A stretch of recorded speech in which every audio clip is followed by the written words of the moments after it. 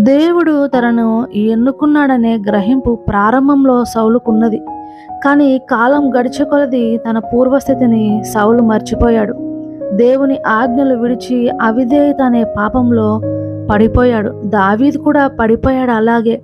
కానీ దావీదు విరిగి నలిగిన హృదయముతో దేవుడి దగ్గర పాపక్షమాపణ పొందుకొని జీవితాంతం మరలా ఆ తప్పు వైపు తిరిగి చూడలేదు.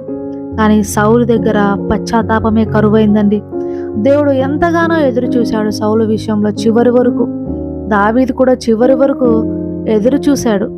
దావీదును వెంటాడి చంపాలని చూసిన ప్రతిసారి కూడా దావీదు సౌలును ముట్టక, నా తండ్రి ఇశ్రాయేలుకు రాజా, నేను మిన్నల్లిని కదా, చచ్చిన కుక్కను కదా, నన్నేల నువ్వు తరుముతున్నావయ్యా, రాజ్యమును పరిపాలన వదిలేసి అంటూ ఎంతగానో తనను తను తగ్గించుకున్నాడండి. కానీ సౌలు మాత్రము దేవుని ఎదుట తగ్గించుకోలేకపోయాడు.